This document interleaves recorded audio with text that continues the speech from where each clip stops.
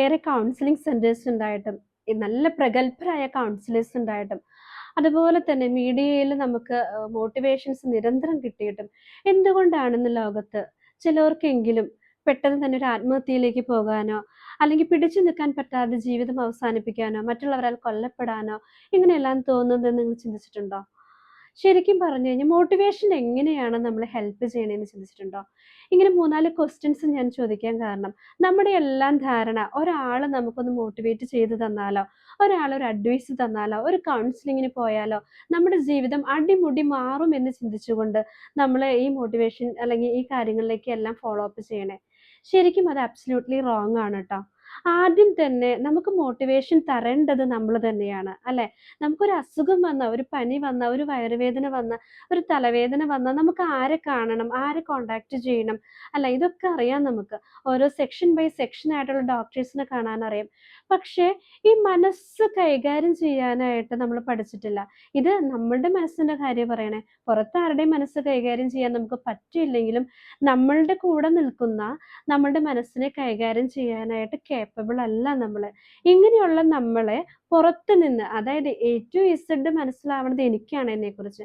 പുറത്ത് നിന്ന് കാണുന്നത് ഒരു വശം മാത്രാ. ചിലപ്പോ ഒരു 1 പോയിന്റോ അല്ലെങ്കിൽ ഒരു 5 പോയിന്റോ മാത്രാണ് പുറത്തുന്ന് എന്നെ കാണാനും ഇവാലുവേറ്റ് ചെയ്യാനും പറ്റുള്ളൂ. ചിലപ്പോ എന്റെ ഏറ്റവും നല്ലൊരു വേർഷൻ ആയിരിക്കും അവര് കാണാ അല്ലേ? ചിലപ്പോ അതായത് ചിലവര് പറയും ഇവള് ഭയങ്കര മോശാ. ആ ഒരു മോശം വേർഷൻ മാത്രായിരിക്കും കണ്ടിട്ടുള്ളൂ. അപ്പൊ എന്താണ് അബ്സല്യൂട്ട്ലി ഞാനെന്നുള്ളത് എനിക്ക് മാത്രമേ അറിയുള്ളൂ. അപ്പൊ ആദ്യം തന്നെ മോട്ടിവേഷൻ വേണ്ടത് എന്നിൽ നിന്നാണ്. എന്നിട്ട് മാത്രമാണ് നമ്മൾ പുറത്തേക്കൊരു മോട്ടിവേഷന് പോയിട്ട് കാര്യമുള്ളൂ. ഞാൻ തന്നെ സെൽഫായിട്ട് ചിന്തിക്കണം. എനിക്ക് എവിടെ മാറ്റം വരണം? എനിക്ക് എങ്ങനെ മാറണം? അല്ലെങ്കിൽ എനിക്ക് എന്താണ് കുറവ്?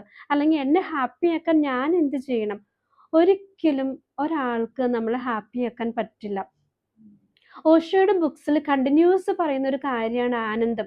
ഞാൻ ഈ ബുക്സൊക്കെ വായിക്കുമ്പോൾ ആദ്യം ചിന്തിക്കുന്നത് എന്താണ് ഡിഫറൻസ്? ഈ ആനന്ദം, സന്തോഷം തമ്മിലുള്ള വ്യത്യാസം എന്താന്ന് എപ്പോഴും ഞാൻ ചിന്തിക്കുമായിരുന്നു ട്ടോ. ഈ ആനന്ദം എന്നുള്ളൊരു വേർഡ് അത് നോർമലായിട്ടൊരു പര്യായ പദം, സന്തോഷത്തിന്റെ ഒരു പര്യായ പദം മാത്രമാണെന്നാണ് ഞാനും നിങ്ങളെപ്പോലെയൊക്കെ ധരിച്ചു വെച്ചിരുന്നത്.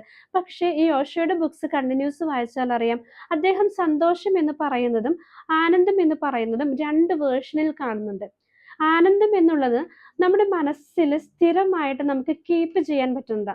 അതായത് പുറത്തുനിന്ന് ഒരാൾക്ക് ഒരിക്കലും കൊണ്ടുത്തരാൻ പറ്റാത്ത സെൽഫ് ക്രിയേറ്റഡ് ആയിട്ടുള്ള ഒരു മെറ്റീരിയലാണ് ആനന്ദമെങ്കിൽ, സന്തോഷം എന്നത് എനിക്ക് പുറത്തുനിന്ന് കിട്ടുന്ന ഒരു ഡിവൈസാണ്. അതായത് എൻ്റെ അടുത്ത് നിങ്ങൾ നന്നായിട്ട് പെരുമാറിയാൽ എനിക്ക് സന്തോഷം കിട്ടും. പക്ഷെ ആ സന്തോഷം എപ്പോൾ നിങ്ങൾ മോശമായിട്ട് പെരുമാറണോ ആ സന്തോഷം എനിക്ക് കിട്ടുപോകും. അപ്പൊ ശരിക്കും പറഞ്ഞു കഴിഞ്ഞാൽ മോട്ടിവേഷൻ നമുക്ക് തന്നെ നമ്മൾ തന്നെ ക്രിയേറ്റ് ചെയ്തെടുക്കണം ട്ടോ. ഒരിക്കലും ഒരു 5 മിനിറ്റിന്റെ ഒരു ക്ലാസ് കേട്ടോണ്ടോ, ഒരു 1, 2 അവേഴ്സ് ഒരു കൗൺസിലറുടെ ടോക്ക് കേട്ടോണ്ടോ നിങ്ങളുടെ ലൈഫിൽ ഒന്നും മാറാൻ പോണില്ല. ആദ്യം നമ്മൾ ബേസ്ഡ് ഓൺ വിചാരിക്കണം എന്നെ ഹാപ്പിയാക്കി, ഞാൻ ഹാപ്പി എന്നുള്ള വേർഡിനേക്കാൾ കൂടുതലായിട്ട് യൂസ് ചെയ്യണത് എന്നെ ആനന്ദത്തിലാക്കി നിർത്താനായിട്ട് ഞാൻ എന്നെ തന്നെ എന്ത് ചെയ്യണം? ഈ ഒരു കാര്യം നമ്മൾ എപ്പോഴും ചിന്തിച്ചുകൊണ്ടിരിക്കണം. മോട്ടിവേഷൻസ് കേൾക്കാം, നല്ല കാര്യങ്ങൾ ഉൾക്കൊള്ളാം. പക്ഷെ അതേക്കുറിച്ച് നമ്മൾ പിന്നീട് ചിന്തിക്കുന്നില്ല എങ്കിൽ, അത് എങ്ങനെ എന്നിൽ ഇൻപുട്ട് ചെയ്യാമെന്ന് ഞാൻ ചിന്തിക്കുന്നില്ല എങ്കിൽ, ആ മോട്ടിവേഷൻ സീറോ ഫലമാണ് നമ്മളിൽ ഉളവാക്കുള്ളൂ. അതുകൊണ്ട് നമുക്ക് നമ്മളെ സന്തോഷിപ്പിച്ച് നിർത്താനായിട്ടുള്ള ടിപ്സും ട്രിക്സും ഒക്കെ നമുക്ക് തന്നെ അറിയാം. എന്നും ആനന്ദത്തിൽ നിൽക്കാനായിട്ടുള്ള കാര്യങ്ങളെല്ലാം നമുക്ക് തന്നെ അറിയാം.